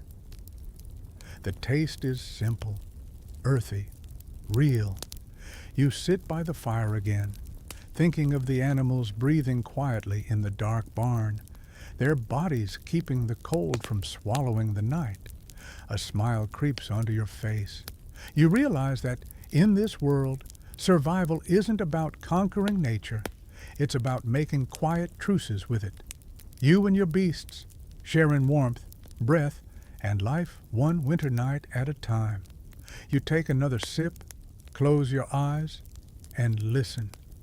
Outside, the wind sighs softly through the eaves. Inside, the fire crackles, steady as a heartbeat. Somewhere beyond the walls, your cows low softly, a deep, contented sound that fills the silence like a lullaby. You pull the blanket tighter around your shoulders and lean back. The world may be frozen, but tonight, your little circle of warmth is enough. Morning light spills weakly through the cottage window, thin as milk and just as pale. You stretch, feeling every ache from yesterday's chores, then tug your cloak tighter around your shoulders. Today, you're leaving the village behind for a bit. Curiosity pulls you uphill toward the castle you can see in the distance, its gray silhouette rising from the mist like a frozen mountain of stone. You trudge through snow, boots crunching, breath puffing white. The closer you get, the more the castle looms, towers piercing the sky, walls rimed with frost. It's beautiful, sure, but not inviting. You can imagine the cold clinging to those stones like a jealous ghost. When you finally pass through the outer gate, your nose catches the faint scent of smoke and something meatier, perhaps venison roasting, for a heartbeat. You think maybe the rich really do have it easier. Then you see a servant hauling a bucket of frozen water up the stairs, shivering so hard her teeth chatter audibly. Maybe not that much easier after all. Inside, the air is colder than outside. The great hall opens before you, grand but unwelcoming. Enormous tapestries hang from the walls, their colors dulled by soot and time. They were meant to add warmth, but they mostly serve as windbreakers. The stone beneath your boots feels like walking on ice. A fire burns in the hearth, huge, magnificent logs as thick as your leg, but you can still see your breath. The heat never quite fills a space this size. It rises straight up, vanishing into the rafters, leaving the lower half of the room numb and drafty. You step closer, joining a cluster of servants hovering near the blaze. The warmth hits your front, while your back remains a slab of frozen meat. You shuffle in a slow circle, trying to thaw evenly. Historians still argue whether castles were truly colder than cottages, or simply felt that way because expectations were higher. The truth is, grandeur rarely equals comfort. Stone walls trap cold better than any winter wind. You think of your smoky little hut and realize grudgingly that your drafty daub walls have their own kind of mercy. A servant boy offers you a wooden cup of ale, thin but warm from being near the fire. You nod your thanks, sip it carefully, and glance around. Lords and ladies sit at a long table, wrapped in layers of fur and velvet, each looking like a luxurious bear. Their cheeks glow red from the chill, not from health. You overhear one lady murmur that her fingers have gone numb despite her ermine cuffs. You smirk slightly into your cup. Rich or poor, winter plays no favorites. You notice another figure, the castle steward, striding briskly along the hall. He carries a bundle of rushes, fresh straw mixed with herbs, and begins scattering them on the floor. The scent of rosemary rises faintly, masking the musty odor of damp stone. It's an old trick. Rushes insulate the ground, keep boots from slipping, and, at least temporarily, absorb the chill seeping up from below. A quirky tidbit comes to mind. Some nobles preferred rushes scented with lavender or rose petals, while others, less refined, settled for plain hay. Changing them was a messy ordeal, but better than frozen feet. You glance down and see that the floor beneath still glistens faintly with moisture. The cold here is invasive. It seeps up, in, around, no matter how many luxuries are stacked between you and the air. You wander through a side corridor, curiosity leading you toward the sleeping chambers. The stone walls narrow here, the air heavier, darker. Tapestries hang close, their threads gleaming faintly in the torchlight. You push open a heavy wooden door and step into what must be a noble's bedchamber. The sight stops you cold, literally and figuratively. The bed is massive, a fortress of carved wood and heavy drapes. Layers of fur and embroidered blankets spill across it, more fabric than you've seen in months. But your eyes drift upward, to the frost glistening on the window panes, to the small patch of ice forming along the edge of the stone wall. You step closer and lay your gloved hand against it. The chill bites instantly. Even here, inside a castle built by kings, winter finds a way in. Historians still argue whether those thick bed curtains were purely decorative or essential insulation. Standing here, you know the answer. The curtains aren't for show, they're survival. Once drawn, they trap the heat of bodies, the faint warmth of breath, the illusion of comfort. Inside that tiny cloth world, a person might almost forget the frost, forming inches away. You hear footsteps behind you, a maid carrying a brazier, small coals glowing inside. She sets it near the bed, bows slightly, and leaves. You crouch to examine it. The little metal bowl radiates a modest heat, barely enough to warm your hands. It's a fragile thing, a pocket of fire in an ocean of cold. You wonder how many nights the nobility fell asleep with their toes numb and dreams of summer lingering behind their eyelids. You step back into the hall. Servants hurry past, arms full of logs, blankets, trays of steaming broth. They move quickly, but their faces are red and raw. You catch fragments of their muttered complaints, cold kitchens, frozen washing water, the endless labor of keeping a castle alive through winter. You nod sympathetically as one brushes past you with an armful of half-frozen laundry. A nearby torch sputters, its flame barely clinging to life. You stare at it for a moment, struck by how everything here, fire, warmth, even light, feels temporary, borrowed. Wealth may build bigger fires, but it can't make them last longer. You pass through a side door that leads to the kitchen, and the shift in atmosphere is instant. The heat here is overwhelming. Great cauldrons bubble over open hearths, spits turn slowly, smoke curls through the beams.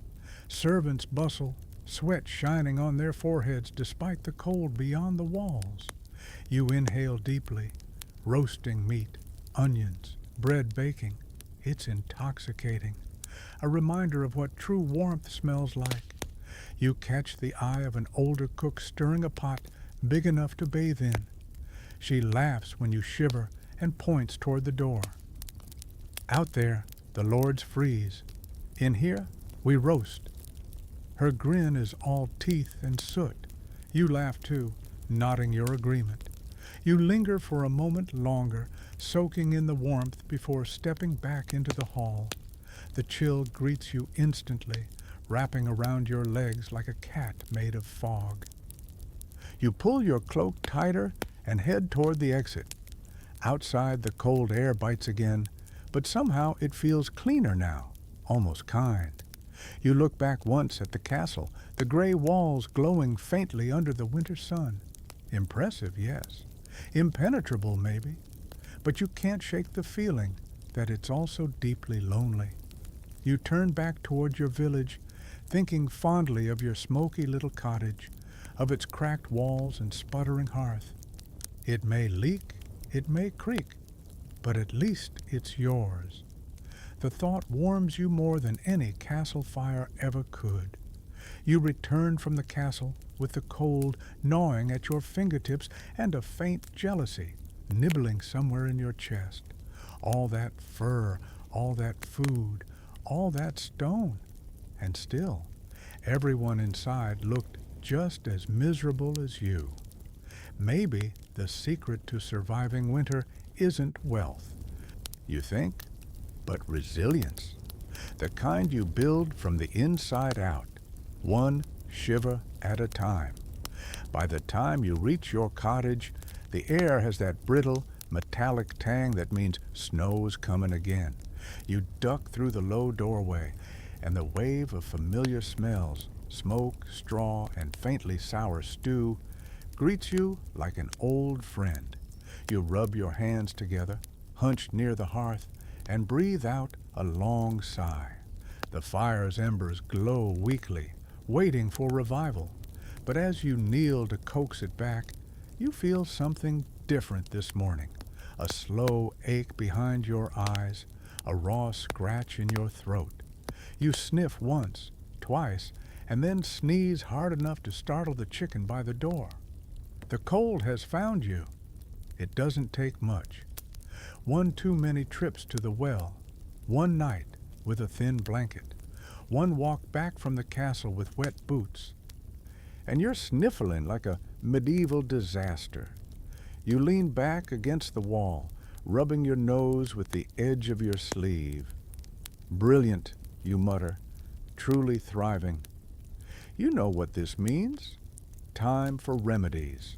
You shuffle to the small wooden chest by your bed and rummage through the collection of dried herbs, scraps of cloth, and bottles of questionable liquids. Medieval medicine is part miracle, part chaos. Somewhere in here lies the cure, or at least something that tastes so bad you'll forget you're sick. You pull out a pouch of dried chamomile flowers, a small jar of honey, and a pinch of thyme. The combination, you remember, is good for coughs and sore throats. Or maybe it was for warding off spirits. Either way, you're willing to try. You toss everything into a cup of hot water, stir, and sniff. It smells like a meadow on fire. You take a sip and wince. Effective, you croak, if the goal is punishment. Historians still argue whether medieval herbalists actually understood how their remedies worked or simply followed tradition. Some plants genuinely helped. Willow bark for pain, garlic for infection, but others ranged from ineffective to outright dangerous. You recall that some old texts recommended boiled frogs for fever or ground gemstones for headaches. You glance at your cup of herbs and decide you're grateful to be a peasant with limited options. You sip again, slowly, and feel the heat spread through your chest. The bitterness fades a little, replaced by the faint sweetness of honey. You set the cup near the fire and pull your blanket tighter around your shoulders. Outside, the first flakes of snow begin to fall, soft, lazy spirals drifting past the window. You watch them for a while, letting your mind wander. Being sick in winter isn't just inconvenient, it's dangerous.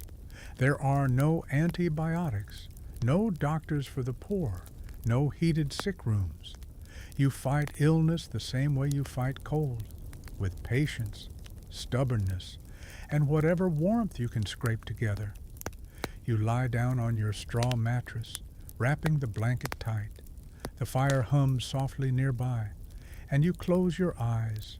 Sleep comes in fits, broken by coughing and the occasional groan. Each time you wake, the snow has piled higher outside. The air feels heavier, thicker. A quirky tidbit drifts through your foggy mind. In medieval times, some people believed that illness came from bad air, miasma, and recommended filling your room with pleasant smells to drive it away. You look at the little bundle of herbs hanging from the rafters, lavender, rosemary, sage, and smile weakly. Maybe they do help, even if only because they make the place feel cared for. When you wake again, the light has faded and your throat feels raw. You pull yourself up and add another log to the fire. The movement sends a chill through your body that ends in a sneeze so violent you nearly topple the pot beside you. You laugh weakly, then cough, then laugh again. The absurdity of fighting off sickness with hot tea and wishful thinking isn't lost on you. Historians still debate whether the average medieval peasant had a strong immune system or simply didn't live long enough for weakness to show. You wonder if maybe it's both. Either way, you're determined to survive this particular cold, even if it means drinking another cup of meadow-flavored misery. You reheat the herbal brew and stir in another spoonful of honey, watching it swirl into golden ribbons. The firelight flickers against the cup, turning it into a little pool of molten amber. You take a sip, slower this time, and feel it soothe your throat just enough to make breathing easier. The wind howls outside, shaking the door in its frame. You curl deeper into your blanket, cocooned in smoke, warmth, and the faint smell of thyme. You let your mind wander to all the strange remedies people once swore by. Burned feathers, powdered beetles, charms whispered under moonlight. Some worked, most didn't, but all carried hope, and maybe hope itself is medicine. You tilt your head back against the wall, feeling the rough wood under your skull, and close your eyes again. The fire crackles softly, and for a few minutes, the ache in your body feels distant. You drift in and out of half-sleep, the kind that feels like floating just above your own skin. When you wake again, the snow outside has stopped. A faint orange glow seeps through the window, the last trace of sunset. You stretch carefully, testing your limbs. The ache has dulled, and your throat feels less raw. You smile faintly. Maybe the herbs are working after all, Or maybe it's just the warmth of surviving another day. You pull the blanket closer, watching the fire dim to a soft ember glow. For all its discomfort, sickness has forced you to slow down, to listen to the quiet rhythm of the hearth, to feel the small mercies of warmth, breath, and rest. You sip the last of your brew and whisper a soft thank you to the invisible hands that grew these herbs centuries ago. The world may be cold, harsh, and relentless, but it still offers kindness in small, bitter-tasting doses. You lie back down, tucking the blanket under your chin. Your body feels heavy, your eyelids heavier. The fire hums low, steady, soothing. Outside, the night settles again, snow gleaming faintly under the moon. You breathe out slowly, tasting smoke and honey, and let sleep take you, warm, weary, and quietly victorious.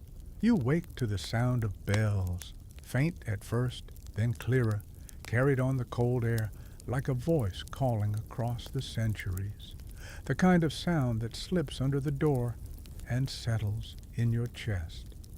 Church bells, Sunday, even in winter, when everything slows and shivers, faith doesn't freeze. You pull yourself from your blanket reluctantly, the air biting at your skin. Your throat feels better. Thank the herbs, or maybe sheer stubbornness. You splash a bit of melted snow on your face, inhale sharply at the cold shock, and tug on your boots.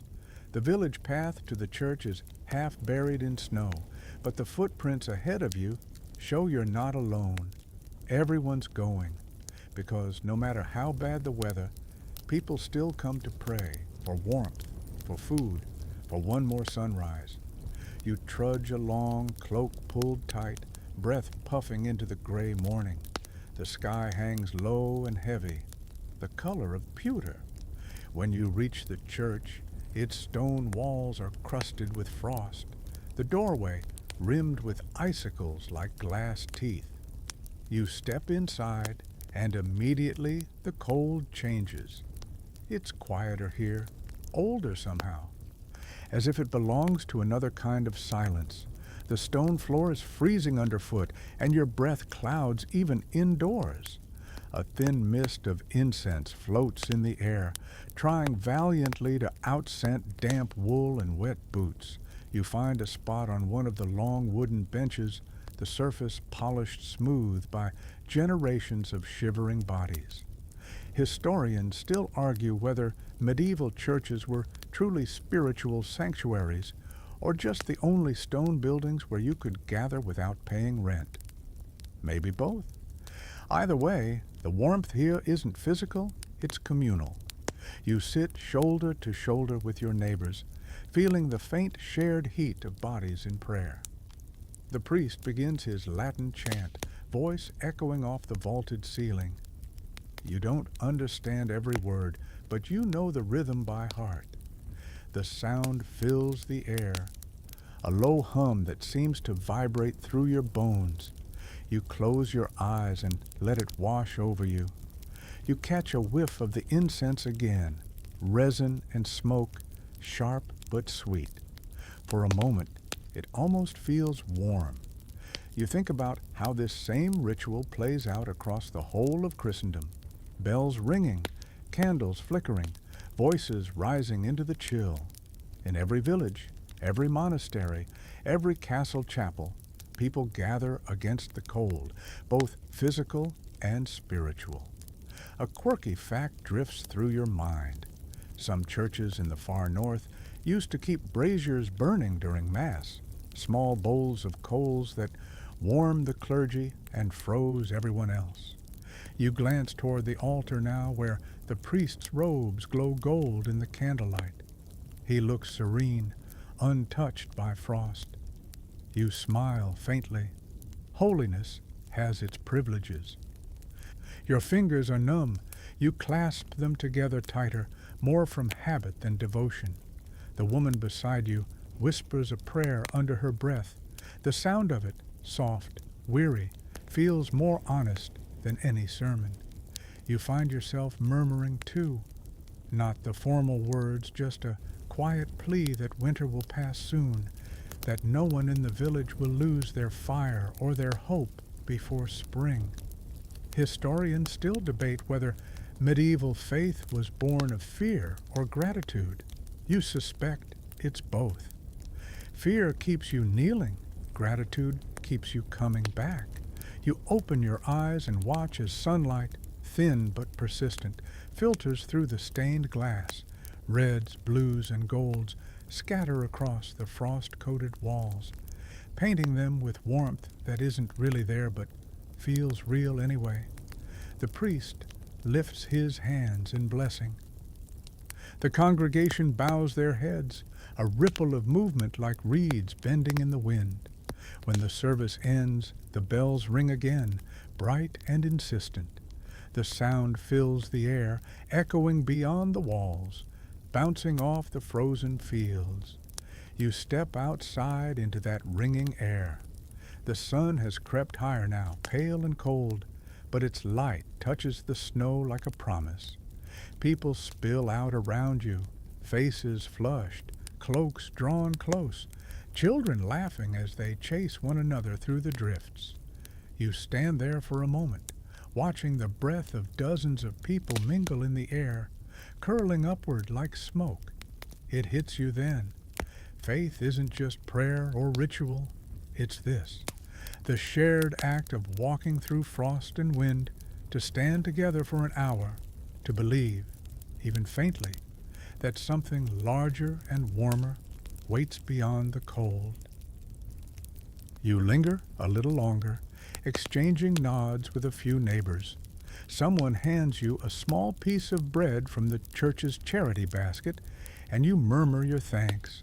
It's hard, stale, but it means you'll have something to soak in your broth tonight. That, too, is a kind of grace. You start back down the path toward home. The bells fade behind you, swallowed by distance and snow. The sound lingers, though, in your chest, a rhythm that matches the crunch of your boots on the frozen ground. Each step feels lighter than the last. When you reach your cottage, the door creaks open as if it's been waiting for you. The fire inside has burned low, but a few embers still glow. You kneel, blow gently, and the coals bloom red again. The warmth rushes back to meet you, wrapping around your hands, your face, your heart. You sit there for a while, just breathing, still hearing the echo of bells in your mind. Faith, you think, doesn't have to melt ice or stop the wind. Sometimes it's enough that it gets you home. You glance toward the small wooden cross above your hearth, its shadow flickering in the firelight. It's not grand, not gilded, but it feels alive, just like you. You pull your blanket close, sip the last of your ale, and watch the fire climb higher. Outside, the snow keeps falling, slow and steady, each flake catching the faint glimmer of daylight. Inside, your breath steadies. The ache in your chest eases. Tomorrow, the cold will come again. The drafts, the smoke, the chores, all of it. But tonight, your little home feels like its own chapel. Your hearth, the altar. The steady hum of flame, your prayer. You close your eyes and whisper into the quiet, not words, just warmth. The fire answers with a crackle, soft and sure, like an amen spoken in the oldest language there is. You wake to a gray light leaking through the window, that dull kind that means winter has truly settled in. The air feels heavier, quieter, like the world has decided to hold its breath. You can tell before you even stand that the snow outside is deeper than before, the kind that muffles footsteps and bends trees until they creak like tired old men. You roll out of your straw bed and sit for a moment, letting your body remember movement. Every joint protests, a symphony of small aches. You cough once, twice, the last remnants of your cold. But the sound feels smaller now, less sharp. You've survived another week of winter, though your bones aren't entirely convinced that's something to celebrate. The fire has gone out again. You kneel, brush away the ash, and find the faintest trace of heat beneath the gray dust. With a few twigs and a breath, the ember wakes, glowing red like an eye opening in the dark. You feed it patiently, small sticks first, then thicker logs. The smell of smoke fills the air again, sharp but familiar. Comfort smells like this, a little danger and a lot of soot. You stretch and glance toward your food stores, a sack of barley, a basket of turnips, a few shriveled apples that look like they're plotting their escape. You frown. It's enough for a few days, maybe a week, but not much more. The truth is settling in. You've reached that part of winter when everything starts running out. Historians still argue whether the hungry gap between midwinter and spring was as dire as old chronicles claim. Some say peasants were always one bad harvest away from starvation. Others insist that dried peas, grains, and salted meat carried most through. But looking at your meager supplies, you suspect those who wrote the optimistic accounts weren't living in cottages like this one. You tie on your cloak, grab your basket, and step outside. The world is a painting in grayscale, snow piled high, trees like black veins against the sky, the air so cold it almost hums. You trudge toward the village storehouse, boots sinking with each step. The path is half covered, but your body knows the way by now. A few others are already there when you arrive, neighbors, friends, fellow survivors. Their breath clouds in the air as they talk in low voices. Someone coughs, another stamps their feet to keep warm. You exchange nods, then wait your turn as the steward measures out small portions of grain. Your share fits easily into your basket. Not enough to feel secure, just enough to stave off panic. You thank him, though he barely looks up, his face drawn from too many mornings like this. You turn toward home, the weight of the basket heavier than it should be. The wind rises on the way back, sneaking down your collar and up your sleeves. It smells like snow, metallic, electric. You pull your cloak tighter and keep walking, the village fading behind you. Somewhere in the distance, a wolf howls. You pause, listening. The sound is distant, but not far enough for comfort. You pick up your pace. Historians still debate how often wolves actually threatened villages in winter. Some say attacks were rare and exaggerated by frightened chroniclers. Others point to records of entire packs prowling near settlements during harsh winters. You believe the latter. Fear has a sound and you just heard it. By the time you reach your cottage again, the snow is falling heavier, thick flakes swirling like feathers. You slam the door shut, panting. The silence that follows feels almost loud. You set the basket down and shake the snow from your cloak, scattering tiny crystals across the floor. They melt instantly in the faint warmth from the fire. You unpack your grain carefully, dividing it into smaller bags. Rationing has become second nature.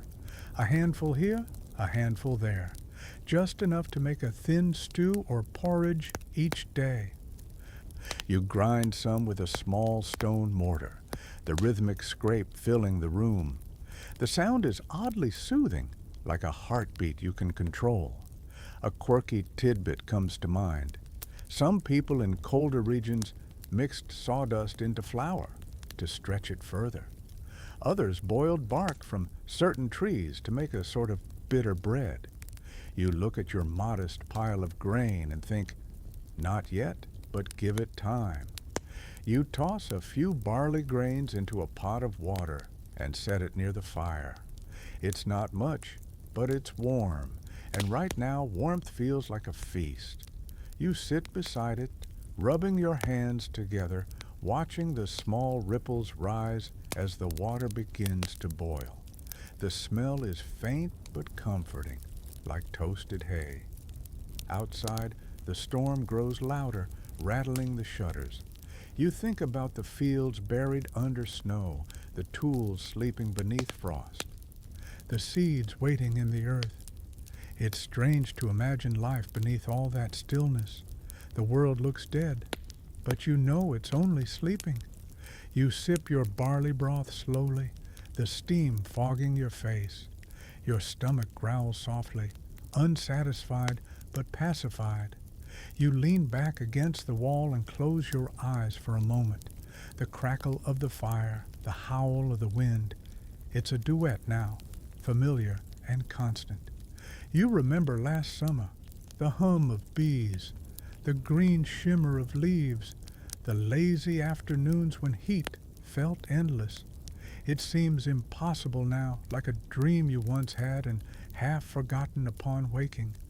You try to hold on to the image anyway, the sun on your skin, the smell of grass.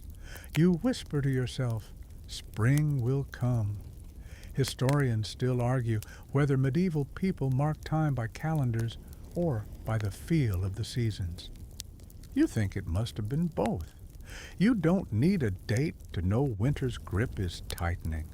You can feel it in your bones, in the slow way days blend together, in the way hope becomes something you ration alongside your grain.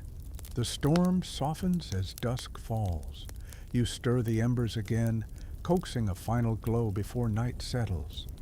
The light in the room flickers across the walls, shadows moving like ghosts of warmer days. You pull your blanket around your shoulders, stare into the fire, and listen to the snow's muffled whisper against the roof. Outside, the wolves call again, farther away this time. Inside, you whisper your reply. Not tonight.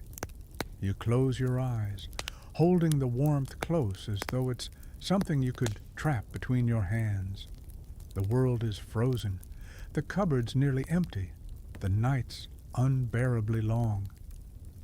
But the fire still burns, you still breathe, and in a winter that seems endless, that's enough to keep you going. Morning arrives not with sunlight, but with sound, a faint drip, slow and rhythmic like a heartbeat. You lie still, listening, drip, drip. At first you think it's another leak in the roof, another problem for another weary day. But then you realize, no, it's the sound of melting. You sit up, the blanket sliding off your shoulders. The air still carries a chill, but it's softer now, less sharp. You can feel it in your bones. Something has shifted. Winter hasn't vanished, but it's loosening its grip.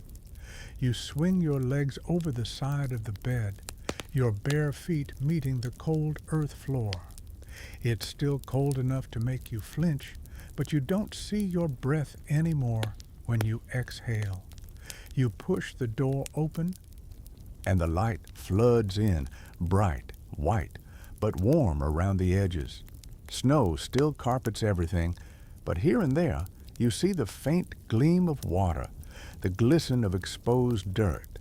The roof drips steadily, tiny rivulets running down the walls. You stand in the doorway and watch as the world begins to wake up. It's a sight so small, so quiet, that you almost miss how enormous it feels. After months of silence and stillness, there's movement again. The air smells different, wet, alive, faintly sweet with thawing earth. You close your eyes and breathe it in. It smells like promise. You pull your cloak tight and step outside. The snow crunches differently beneath your boots now, softer, more forgiving.